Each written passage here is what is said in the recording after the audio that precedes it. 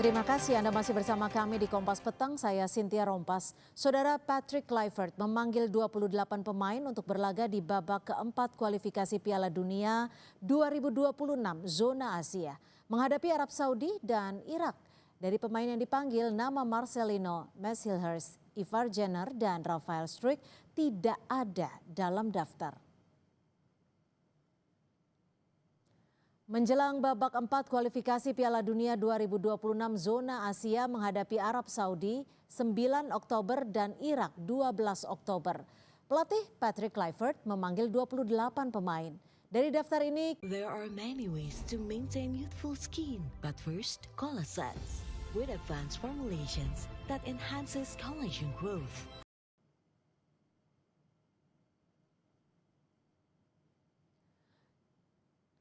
dua nama debutan Miliano Yonathans dan Mauro Zeltra dipercaya Kluivert untuk mengisi 28 daftar pemain.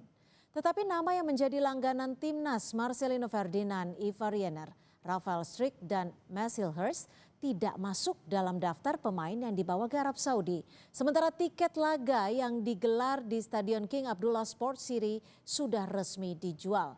Menariknya saudara, harga di dua laga ini dijual dengan harga terjangkau. Harga termurah di kategori 4 dibanderol Rp6,95 atau setara Rp30.900. Sementara yang paling mahal ada di kelas Gold dengan harga Rp559,95 atau sekitar Rp2,6 juta.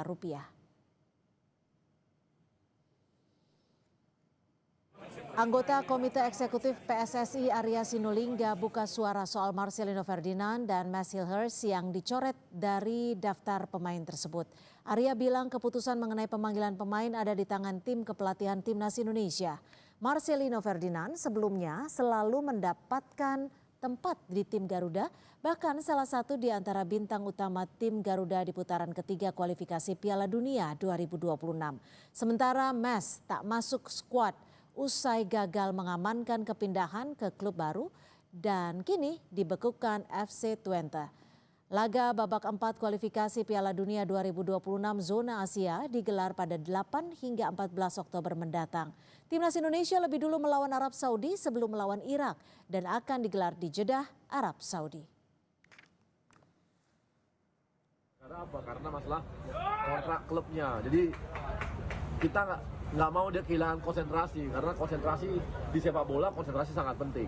Sehingga wajar kalau Mes kita kasih waktu, kasih ruang untuk bisa konsentrasi di permasalahan. Kalau Marcelino saya rasa kan ini juga karena hasil bisa dikatakan, saya nggak tahu ya kenapa di pelatih milih pemain dan sebagainya, kan mungkin karena jam bertandingnya belum ada gitu. Jadi itu mungkin yang jadi pertimbangan pelatih, di samping mungkin hasil evaluasi kemarin.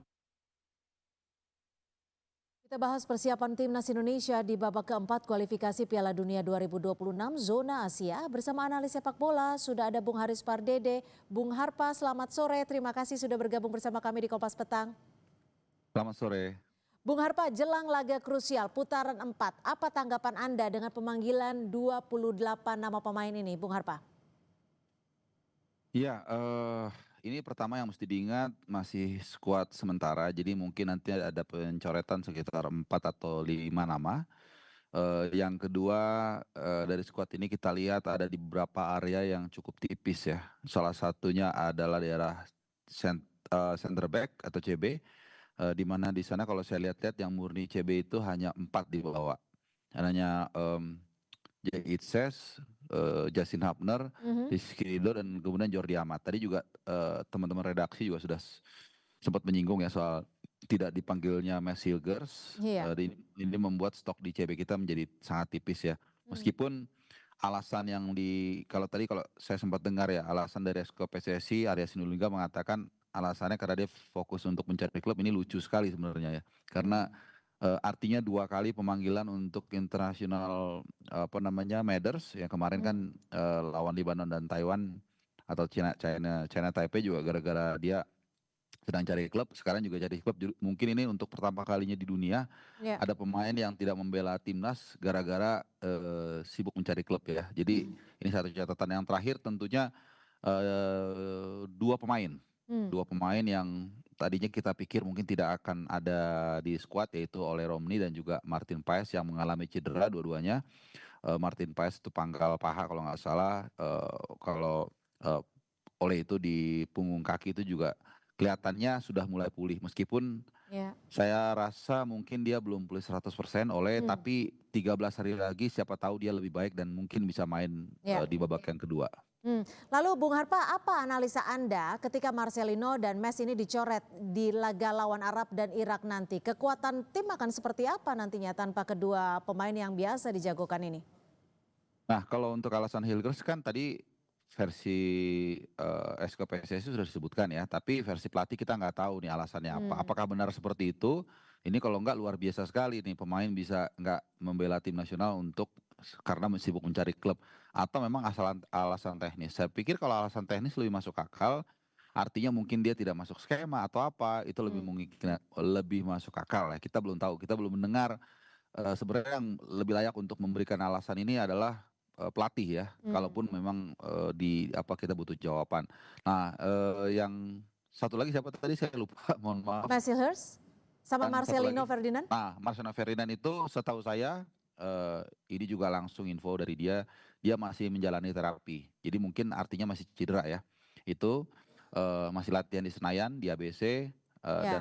Dan dia juga belum mendapat minute klub, dan dari info yang saya dengar juga dari yang bersangkutan dia belum paperworknya belum kelar. Saya juga nggak ngerti ya ini sesulit apa kalau memang benar paperwork atau izin kerjanya di Trencin, dia kan dipinjemin di Trencin itu belum keluar, kok bisa seperti itu gitu loh, sehingga akhirnya membuat regularitas dia untuk dapat minute play itu menjadi hilang dan akhirnya dia tidak dipanggil. Tapi lagi-lagi apakah betul alasannya itu, saya pikir Ya. kita menunggu jawaban dari pelatih sebenarnya, kalaupun kita mau Oke. mendengarkan jawabannya. Oke, kalau lini per lini nih yang dipilih, ada yang patut diperhatikan kah? Catatan Anda seperti apa? Yang lain hampir semuanya ini ya kita sudah duga lah, Jaitses, Calvin Verdong, tapi yang agak banyak mengundang diskusi lah, bahasa saya gitu aja deh Mbak Cynthia, nanti kalau terlalu keras nanti di ini kan. Dan saya yakin banyak yang membicarakan ini, yaitu soal Ya. dipanggilnya Stefano Lillipali ya. Sekali lagi betul ya, kalau ada orang menjawab yang lebih tahu, pelatih yang lebih tahu, ya kita nggak usah ngomong bola aja kalau gitu, semuanya diem aja gitu kan. Tapi kan kita di masyarakat yang demokrasi ini kan itulah enaknya, kita bisa ngobrol, bisa Ya. berdiskusi. Keputusan memang mereka ya.